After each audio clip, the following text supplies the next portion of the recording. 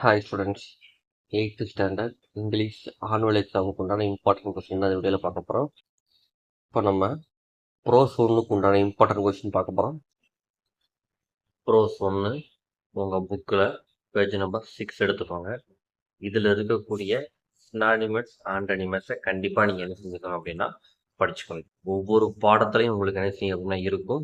அதை நீங்கள் கண்டிப்பாக என்ன செஞ்சிடணும், படித்து முடிச்சுங்க. அடுத்ததாக பார்த்தீங்க அப்படின்னா ஆன்சர் த ஃபாலோயிங்கில் இதெல்லாம் ரொம்ப மோஸ்ட் இம்பார்ட்டன்ட் சொல்கிறேன். First question, second question, fourth question, sixth question. பேராகிராஃபை பொறுத்தளவுக்கு முதல் 3 பாடத்துக்கு உண்டான பேராகிராஃப் படித்தாலே கன்ஃபார்மாக ஒரு பேராகிராஃப் நீங்கள் கண்டிப்பாக என்ன செய்யலாம் அப்படின்னா எழுதலாம். அதுலேயும் இந்த ஃபஸ்ட்டு பேராகிராஃப் ரொம்ப ரொம்ப முக்கியமான ஒரு பேராகிராஃபுங்க. எக்ஸாமில் அந்த அளவுக்கு ரிப்பீட்டடாக கேட்டிருக்காங்க. அடுத்ததாக ஹோமோஃபோன்ஸ். ஆல்ரெடி உங்களுக்கு தெரியும், ஹோமோஃபோன்ஸ் உங்களுக்கு 1 வேர்டில் கேட்டிருந்தாங்க. அது வந்து கண்டிப்பாக புக் பேக்கில் தான் வரப்போகுது. ஸோ இந்த 7ஆம் பக்கத்தில் இருக்கக்கூடிய இந்த ஹோமோஃபோன்ஸ் கண்டிப்பாக படிச்சுக்கோங்க, சரிங்களா? அடுத்ததா அப்ரிவேஷன். ஏடிஎம்னா என்ன, அடுத்ததா என்எம்எம்ஸ்னா என்ன, எஸ்பிஐனா என்ன, ஓடிபினா என்ன, சரிங்களா? இந்த மாதிரி இருக்கக்கூடிய உங்கள் புக் பேக்கில் இருக்கிறது மட்டும் நீங்கள் படித்தாலே போதும். பெருசாலாம் ரொம்பலாம் படிக்கணும்னு அவசியம் இல்லை, சரிங்களா? புக் பேக்கில் உள்ளதை படிங்க, கண்டிப்பாக எக்ஸாம் வரும். இந்த விதை படித்தாச்சு அப்படின்னா உங்கள் கையில் 2 1 மார்க் இருக்குது அர்த்தம். ஹோமோஃபோன்ஸும் நீங்கள் புக் பேக்கில் இருக்கக்கூடிய அப்ரிவேஷன் படிச்சிட்டிங்க அப்படின்னா உங்கள் கையில் எத்தனை மார்க் இருக்குது? 2 1 மார்க் இருக்குது. ஸோ கண்டிப்பாக அதை என்ன செஞ்சுருங்க அப்படின்னா படித்து முடிச்சிருங்க. அடுத்ததாக பார்த்தீங்க அப்படின்னா உங்களுக்கு லெட்டர் ரைட்டிங். இந்த லெட்டர் ரைட்டிங்கில் பேஜ் நம்பர் 16ஆம் பக்கத்தில் ஒரு 3 லெட்டர் ரைட்டிங் இருக்குது. ஸோ இந்த 3 லெட்டர் ரைட்டிங்கும் கண்டிப்பாக என்ன செஞ்சுருங்க அப்படின்னா வச்சுருங்க, ஓகேங்களா? கட்டாயம் படிச்சுருங்க. ஏன்னா இந்த 3லேருந்து ஒரு லெட்டர் ரைட்டிங் 5 மார்க் கொஸ்டினில் கண்டிப்பாக என்ன செய்வாங்க அப்படின்னா கேட்பாங்க. தென் அடுத்ததாக பார்த்தீங்க அப்படின்னா இந்த கலெக்டிவ் நவுன். இது வந்து உங்களுக்கு எத்தனை மார்க் கேட்டிருந்தாங்க? கிட்டத்தட்ட 4 மார்க் கேட்டிருந்தாங்க நம்ம பார்த்த மாடல் கொஸ்டின் பேப்பரில். ஸோ இந்த கலெக்டிவ் நவுனையும் கண்டிப்பாக என்ன செஞ்சுக்கோங்க அப்படின்னா புக் பேக் சைஸ் தான் படிக்க போகிறோம். பெருசால் மொத்தம் 10 தான் இருப்பாங்க. இந்த 10 படித்தாலே போதும். இந்த 10லேருந்து கண்டிப்பாக மினிமம் 3லேருந்து 2 கொஸ்டின் கண்டிப்பாக புக் பேக்கில் தான் வரப்போகுது. ஸோ கண்டிப்பாக இந்த கலெக்டிவ் நவுன் இருக்கக்கூடிய இந்த வெப்ஸ் எல்லாத்தையும் என்ன செஞ்சுக்கோங்க அப்படின்னா 1 டைம் படிச்சுக்கோங்க. அடுத்தா போயம். இது மெமரி போயம். ஸோ கண்டிப்பாக மெமரி போயம், முதல் போயம் மேக்ஸிமம் நினச்சிவாங்க அப்படின்னா கேட்பாங்க. ஸோ ஃபஸ்ட்டு போயத்தில் இருக்கக்கூடிய மெமரி போயத்தை நல்லா தரவு படிக்கணும், சரிங்களா? அடுத்தா இதில் பார்த்தீங்க அப்படின்னா பேஜ் நம்பர் 24ஆம் பக்கத்தில் டி பார்ட், சரிங்களா? அதாவது ரைமிங் வேர்டு கண்டுபிடிக்கிறது, அலிட்ரேஷன் கண்டுபிடிக்கிறது, சரிங்களா? அலிட்ரேஷனாக தெரியும், முதல் எழுத்து 1 போல் இருக்கும். ரைமிங் வேர்ட், ரைமிங் ஸ்கீம் கண்டுபிடிக்கிறது கண்டிப்பாக என்ன செஞ்சுக்கோங்க அப்படின்னா படிச்சுக்கோங்க. தென் இந்த போயத்தினுடைய பேராகிராஃபை என்ன செஞ்சுருங்க அப்படின்னா தரவு பண்ணிடுங்க, ஓகேங்களா? அடுத்ததான் சப்ளிமெண்ட் லீடரை பொறுத்தளவுக்கு கதை உங்களுக்கு கண்டிப்பாக தெரிஞ்சுக்கணும், சரிங்களா? ஸோ அந்த கதையை நீங்கள் என்ன செஞ்சுருங்கன்னா தரவு பண்ணிடுங்க. தென் சூஸ் த பெஸ்ட்டாக முடிச்சுங்க. அடுத்த match of following identify the character இருக்குது. ஐடென்டிஃபை த கேரக்டர் கண்டிப்பாக என்ன செஞ்சுருங்க அப்படின்னா படிச்சுருங்க, ஓகேங்களா? ஸ்டோரியில் இது மட்டும் படித்தா போதும். அடுத்ததான் ப்ரோஸ் 2 இருக்கக்கூடிய இம்பார்ட்டன்ட் கொஸ்டின் பார்க்கலாம். அதில் உங்களுக்கு பி செக்ஷன் இருக்கிறதுல ஃபஸ்ட்டு கொஸ்டின், தேர்டு கொஸ்டின் ரொம்ப முக்கியமான கொஸ்டின். எக்ஸாமில் அடிக்கடி இந்த கொஸ்டின்ஸ் என்ன செஞ்சுருக்காங்க அப்படின்னா கேட்டிருக்காங்க. ஆல்ரெடி உங்களுக்கு சொன்னது தான், புக் பேக்கில் இருக்கக்கூடிய சினானிமஸ் ஆண்டனிமஸை கண்டிப்பாக படிச்சுக்கோங்க. அடுத்த பேஜ் நம்பர் 41 இருக்கக்கூடிய டி பார்ட்டில் கொஸ்டின் ஆன்சரில் செகண்ட் கொஸ்டினும் தேர்டு கொஸ்டினும் படிச்சுக்கோங்க. அடுத்ததாக பேராகிராஃபில் பொறுத்தளவுக்கு செகண்ட் பாடத்தோட பேராகிராஃப் கண்டிப்பாக படிச்சுக்கோங்க. அடுத்தா சிங்குலர் ப்ளூரல். சிங்குலர் ப்ளூரலை பொறுத்தளவுக்கு உங்களுக்கு புக் பேக் தான் அதுவும் கேட்க போகிறாங்க. So 1 mark confirm. So page number 42 இருக்கக்கூடிய சிங்குலர் ப்ளூரலை என்ன செஞ்சுக்கோங்க அப்படின்னா படிச்சுக்கோங்க. அடுத்ததாக காம்பவுண்ட் வேர்ட்ஸ். காம்பவுண்ட் வேர்ட்ஸ் தான் என்னப்பா, 2 வேர்ட்ஸை சேர்த்து ஒரே வேர்ட்ஸாக அடிச்சிங்க அப்படின்னா எழுதுவோம். ஹெட் மாஸ்டர், கீபோர்டு, கீ தனியாக கொடுத்துருப்பாங்க, போர்டு தனியாக எழுதியிருப்பாங்க, சரிங்களா? இப்போ கீபோர்டு அப்படின்னு எழுத போகிறோம். அடுத்து செல்ஃபோன், சரிங்களா? இந்த மாதிரி உங்களுக்கு காம்பவுண்ட் வேர்ட்ஸ் கொடுத்துருக்காங்க. ஸோ புக் பேக்கில் உள்ள காம்பவுண்ட் வேர்ட்ஸ் தான் படிக்க போகிறோம். ஸோ அந்த காம்பவுண்ட் வேர்ட்ஸ் என்ன செஞ்சுங்க அப்படின்னா தரவு பண்ணிடுங்க. அடுத்ததாக பார்த்தீங்க அப்படின்னா தென் நம்ம படிக்க வேண்டியது கிராமர் பார்ட் இருக்கும், சரிங்களா? அடுத்தது டெவலப்பிங் சூட் இருக்கும், பார்த்தீங்களா? இது கண்டிப்பாக 5 மார்க்கு கன்ஃபார்மாக கேட்பாங்க, சரிங்களா? ஸோ டெவலப்பிங் ஹிண்ட்ஸ் என்ன செஞ்சுக்கோங்க அப்படின்னா கட்டாயம் படிச்சுக்கோங்க. இதில் இந்த ஃபஸ்ட்டு இது வந்து ஆல்ரெடி உங்களுக்கு எக்ஸாமில் கேட்டிருந்துருக்காங்க. ஸோ இதை ஒன் டைம் நல்லா பார்த்துக்கோங்க. டெவலப்பிங் இங்கிலீஷ் ரொம்ப ஈஸியானது. 5 மார்க் நீங்கள் தாராளமாக டெவலப்பிங் இங்கிலீஷில் நினச்சல அப்படின்னா ஈஸியாக எடுக்கலாம். படிச்சு எடுக்கணும் அவசியம் இல்லை, தாராளமாக எழுதலாம். ஓகேங்களா? So developing English one time என்ன செஞ்சுக்கோங்க அப்படின்னா பார்த்துக்கோங்க. அடுத்ததாக பார்த்தீங்க அப்படின்னா போயம். போயம் பாட்டில் பொறுத்தவரை இதில் ஏதாவது ஒரு 4 லைனை கொடுத்து இந்த 4 லைனோட ரைமிங் வேர்ட்ஸ் என்ன, ரைமிங் ஸ்கீம் என்ன, அலிட்ரேஷன் என்ன, ஃபிகர் ஆஃப் ஸ்பீச் என்னன்னு கேட்பாங்க. ஸோ அதை கொஞ்சம் பார்த்துக்கோங்க. சரிங்களா? அடுத்ததாக உங்கள் புக்கில் பேஜ் நம்பர் 54ல் கொஸ்டின் ஆன்சரில் இந்த முதல் 4 கொஸ்டின் கண்டிப்பாக படிச்சுக்கோங்க. இது எக்ஸாமில் ரிப்பீட்டடாக கேட்குற கொஸ்டின். கண்டிப்பாக அது வரதுக்கு உண்டான சான்சஸ் இருக்குது. சரிங்களா? அடுத்தது ரைமிங் வேர்ட்ஸ் இந்த லாஸ்ட் இதை மட்டும் பார்ப்போம். பார்த்தீங்களா? இந்த இதை உங்களுக்கு என்ன கொடுத்துருக்காங்க பாருங்கள். லைட் ரைட் கடைசியில் தான் பார்ப்போம். C B. சரிங்களா? இது கடைசி உள்ளது உச்சரிப்பு ஒன்று போல் இருக்கும். அப்படி இருந்துச்சுன்னா அதான் என்ன வேர்ட்ஸு, ரைமிங் வேர்ட்ஸ். ஓகேங்களா? ஸோ அதை என்ன செஞ்சுக்கோங்க அப்படின்னா கொஞ்சம் படிச்சுக்கோங்க. ரைமிங் ஸ்கீம்னா கடைசி உச்சரிப்பு ஒன்று போல் இருந்துச்சா என்ன வச்சுக்கோங்க, நம்ம எழுதுவோம், நம்ம ஏபிசின்னு போட்டு எழுதுவோம். அதான் என்ன ஸ்கீம், ரைமிங் ஸ்கீம். ஸோ அதை ஒன் டைம் தெளிவாக ஒன் டைம் பார்த்துக்கோங்க.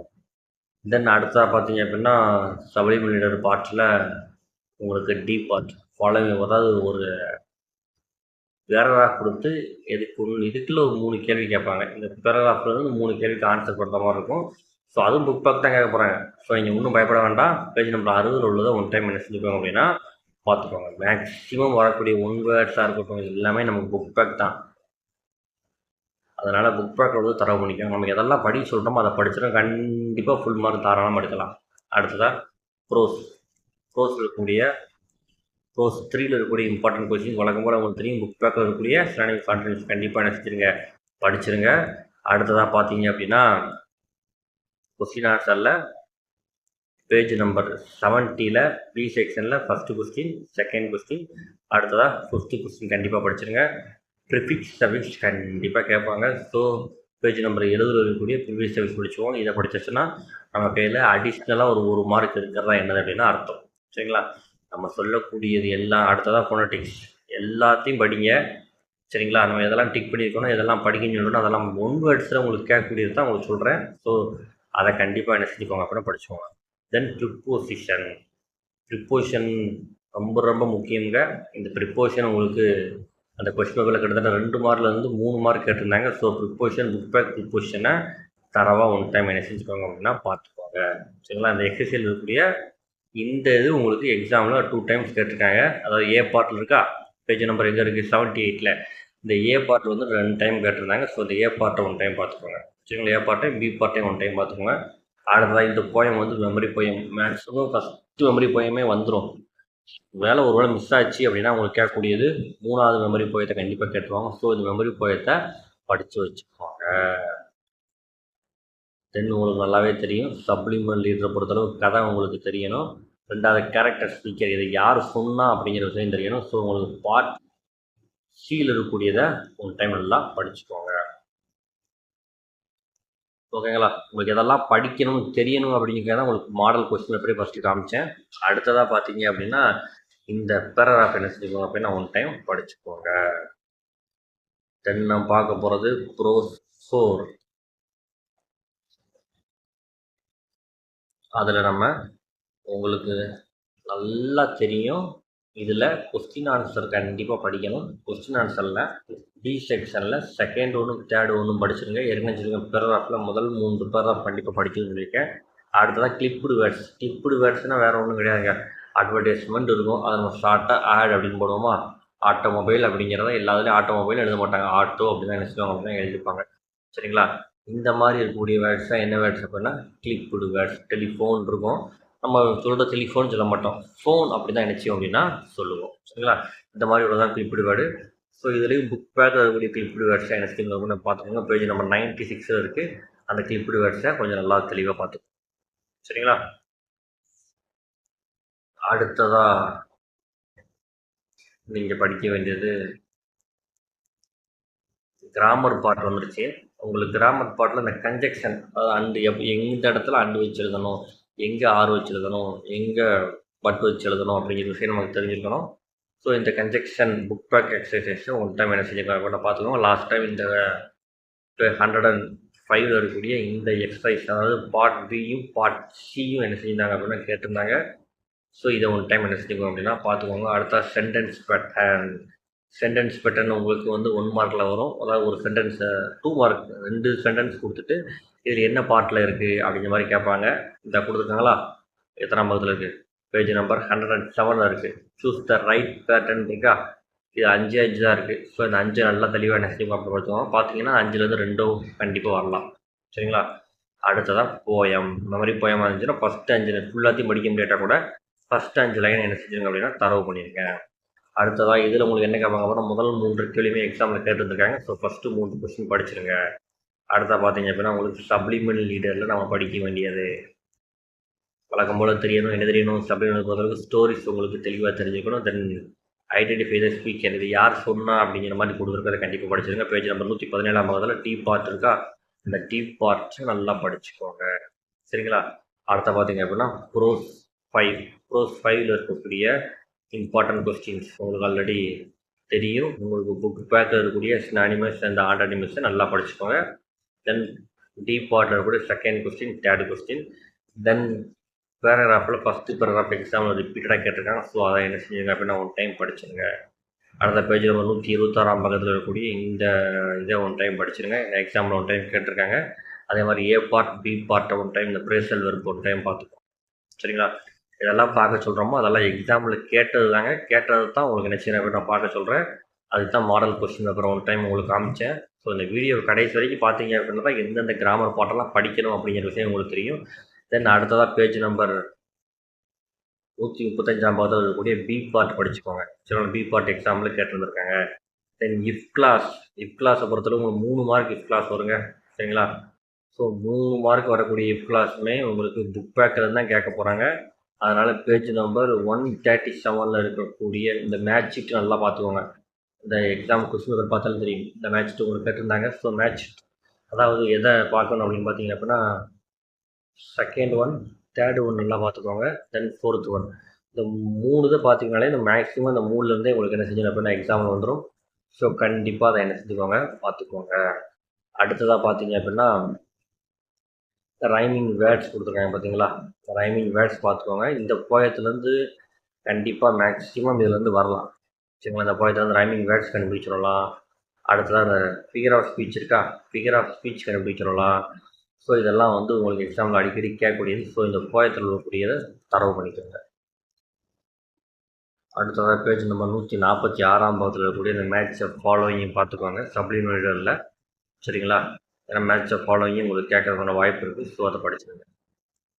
தென் ப்ரோஸ் 6வது யூனிட் இருக்கக்கூடிய ப்ரோஸில் இதெல்லாம் படிக்கணும் உங்களுக்கு தெரியும். எதை படிக்கணும், புக் பேக்கில் இருக்கக்கூடிய ஸ்டானிமஸ் அண்ட் ஆன்டானிமஸை படிச்சுருங்க.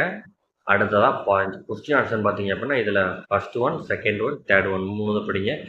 பேராகிராஃபில் 3வது பேராகிராஃப் ரொம்ப ரொம்ப ரொம்ப ரொம்ப முக்கியமான ஒரு பேராகிராஃப். ஸோ அந்த 3வது பேராகிராஃபை படிச்சுக்கோங்க. அடுத்த பேஜ் நம்பர் 158 இருக்கக்கூடிய இந்த புக் பேக் எக்ஸசைஸை ஒன் டைம் என்ன செய்வோம் அப்படின்னா பார்த்துக்கோங்க. தென் வேறு என்ன படிக்க போகிறோம் அப்படின்னு பார்த்தீங்க அப்படின்னா உங்களுக்கு நெக்ஸ்ட்டு இந்த டைரக்ட் இன்டைரக்ட். சரிங்களா. இந்த டைரக்ட் இன்டைரக்ட் உங்களுக்கு புக் பேக் தான் மேக்ஸிமம் கேட்பாங்க. ரொம்ப ஈஸியானதாக தான் இருக்கும். சரிங்களா. எத்தனை பக்கத்தில் இருக்குது, பேஜ் நம்பர் 167 பக்கத்தில் இருக்குது. ஸோ 167 பக்கத்தில் இருக்கக்கூடிய இந்த கிராமர் பார்ட்டை ஒன் டைம் என்ன செஞ்சுருங்க, பார்த்து முடிச்சுருங்க. அடுத்ததாக மெமரி போயத்தில், இதுவும் மெமரி போயம் தான். ஆல்ரெடி உங்களுக்கு என்ன சொல்லியிருக்கேன், மெமரி போயத்தில் அட்லீஸ்ட்டு ஃபஸ்ட்டு 5 லைனாச்சும் என்ன செஞ்சுருங்க அப்படின்னா படிச்சுருங்க. ஃபஸ்ட்டு 5 லைன் படித்தா தான் ரொம்ப நல்லது. அடுத்ததாக பார்த்தீங்க அப்படின்னா இந்த எக்ஸசைஸில் பேஜ் நம்பர் 173 இருக்கக்கூடிய இந்த எக்ஸசைஸ் பார்ட்டை நல்லா என்ன செஞ்சுக்கோங்க அப்படின்னா பார்த்து. தென் அடுத்ததாக சப்ளிமெண்ட் லீடரை பொறுத்தவரைக்கும் உங்களுக்கு ஸ்டோரி தெரிஞ்சால் போதும். தென் இதில் இருக்கக்கூடிய கேரக்டர் ஸ்பீக்கர், யாரெல்லாம் கேரக்டர் ஸ்பீக்கர், யாரெல்லாம் என்னென்ன சொன்னாங்க அப்படிங்கிற விஷயம் மட்டும் நீங்கள் தரவாக தெரிஞ்சு வச்சுக்கோங்க. அடுத்ததாக யூனிட் 7 இருக்கக்கூடிய இம்பார்ட்டன்ட் கொஸ்டின்ஸ் என்ன செய்யலாம் அப்படின்னா பார்க்கலாம்.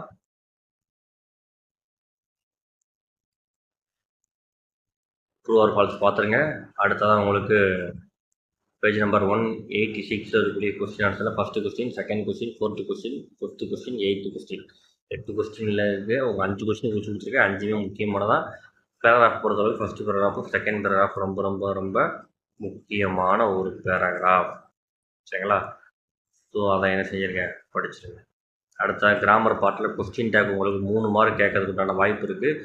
ஸோ உங்களுக்கு புக் பேக்கில் இருக்கக்கூடிய இந்த கொஸ்டின் டேக்கை நல்லா தரவாக தெளிவாக பார்த்துக்கோங்க. எதெல்லாம் பார்க்க போகிறீங்க அப்படின்னா, பேஜ் நம்பர் 195 இருக்கக்கூடிய இந்த எக்ஸாம்பிளோட கொடுத்துருக்காங்களா, இந்த புக் பேக்கு, இந்த எக்ஸசைஸில் கொடுத்துருக்குற புக் பேக்கு பார்ட் ஏ, இங்கே பார்ட் பி, இதை மட்டும் பாருங்கள். பார்த்தாலே போதும். இதுலேருந்தே உங்களுக்கு என்ன செஞ்சுருக்கீங்கன்னா வந்துடும்.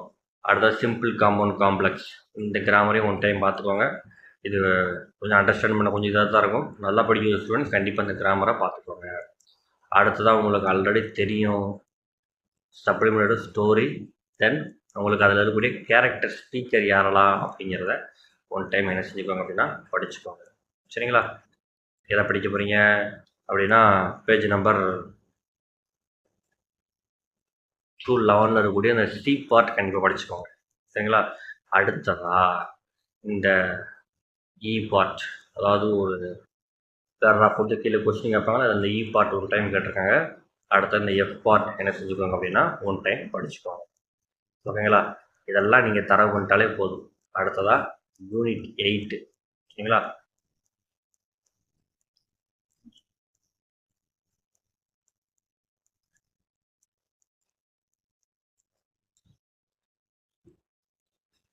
ஓகே ஸ்டூடெண்ட்ஸ், நம்ம எல்லாம் மார்க் பண்ணி கொடுத்துருக்கோமோ அதெல்லாம் ஒன் டைம் தரவு பண்ணிடுங்க. கண்டிப்பாக இதை மட்டும் படித்தாலே போதும். எக்ஸாம் நீங்கள் தாராளமாக ஃபுல் மார்க் நினச்சலாம் ஸ்கோர் பண்ணலாம். தேங்க்யூ ஃபார் வாட்சிங் ஸ்டூடெண்ட்ஸ்.